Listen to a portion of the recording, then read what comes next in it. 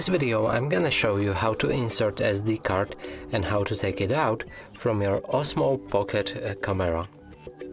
So in order to do that, we'll need to place our camera to the right side facing from the screen, like that. And you will see the port for our SD card right here. And SD card will need to look like this, exactly.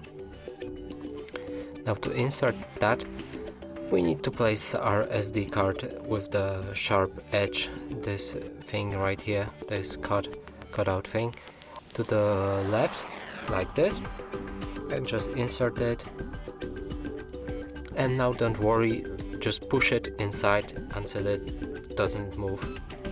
You can help yourself with a finger nail or just use the phone needle like that. But be careful not to damage your card or the device itself. So you can do it this way.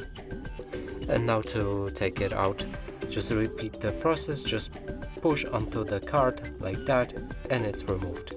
Now let me place it again